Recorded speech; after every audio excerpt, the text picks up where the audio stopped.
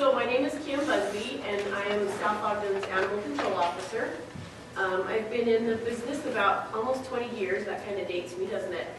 I worked for a large shelter for about 15 years, where it was catch them, house them until their time was up, adopt a few that we could. We even had some breed-specific, there was no chows or pit bulls, adopted out for a while. Went through all of the rough patches that a lot of the shelters go through, and so I changed positions and came to South Ogden. It's a lot smaller community, so the city asked me if they thought I might be able to do something different, maybe run a little shelter. I said, absolutely.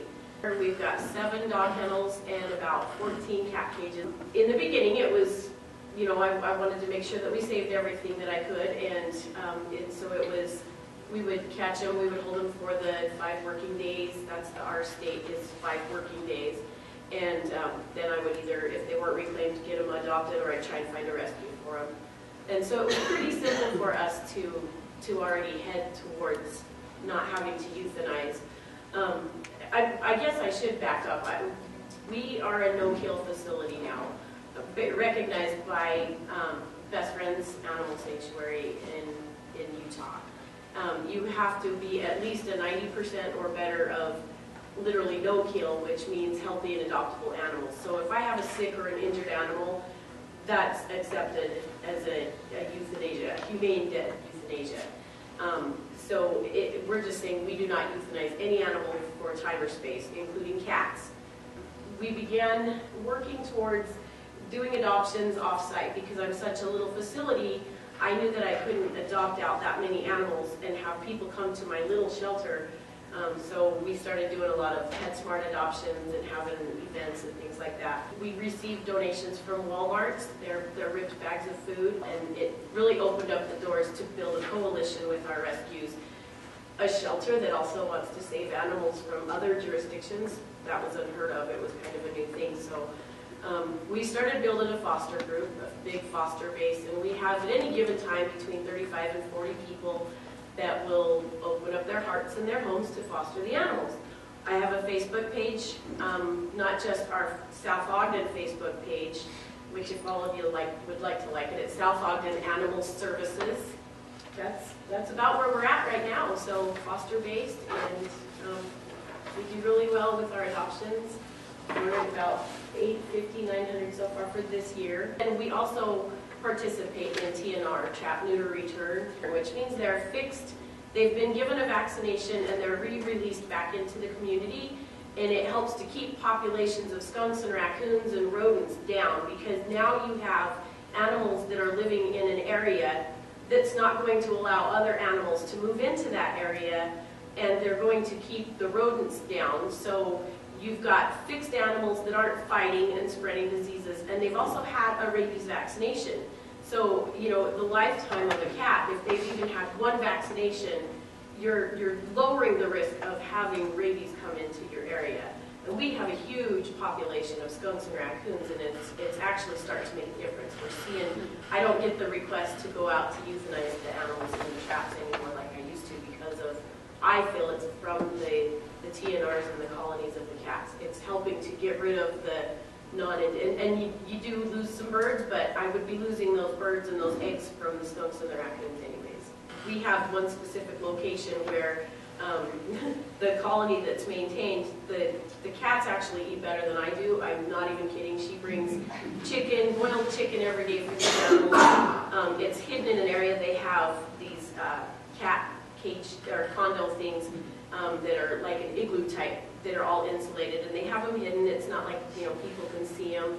And she takes care of those cats every day, and we have different stations that are cared for every day. They work wonderful. It's a wonderful way to get our community to feel a part of what I'm doing. So as an animal control officer, I'm no longer a threatening person driving through the streets.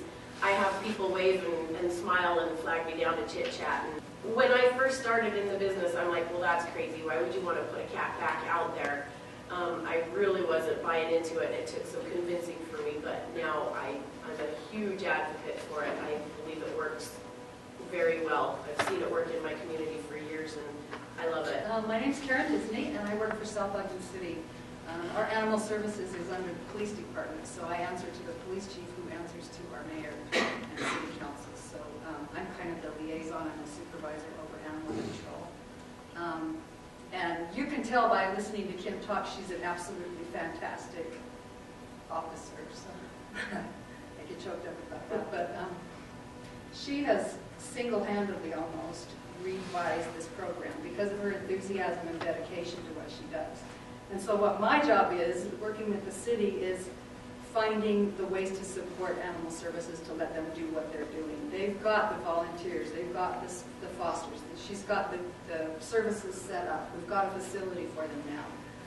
And so my job is to answer to the police chief and to the city about the money that we spend, how are we going to finance this, how are we going to support every animal that we adopt is spayed or neutered and vaccinated. How are we going to feed all these animals? How are we going to do all this without a significant expense to the taxpayers? Like Utah is a big proponent of being no-kill the entire state for 2019, and we are achieving that goal for the entire state. We'll be the first state in the country to achieve that. And the positive spin it puts on city services and animal control officers and dog catchers and all those things that they've been called is just amazing. The employees that you can attract and retain and the change in morale that you experience when these people are involved in doing something so positive is we had to round up some money, obviously. You can't do all these things without money. We could get donations, and we do. We get donations of all kinds of things from the stores, from all retail partners.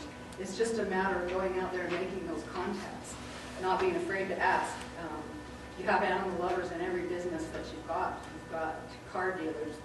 We have car dealers that support us. We have animal-related businesses. We've got printers that will print things for us. All kinds of places that you can get donations. Grants are another huge source of our funding. We get grants right now from the ASPCA, the American Society for the Prevention of Cruelty to Animals. Humane Society has given us money for things. Best Friends Animal Society, PetSmart, Petco. All of these are wonderful grant resources, and they're there for the asking. If you can show your city that you're making money, that you're actually making revenue by doing adoptions rather than having the expense of taking them in, caring for them for all that time, and then euthanizing them, and the negative impact that is all the way around, turn that around into something positive and get those animals adopted. And it's a great thing for your community. And it doesn't have to cost the taxpayers money. You'll make money. You actually make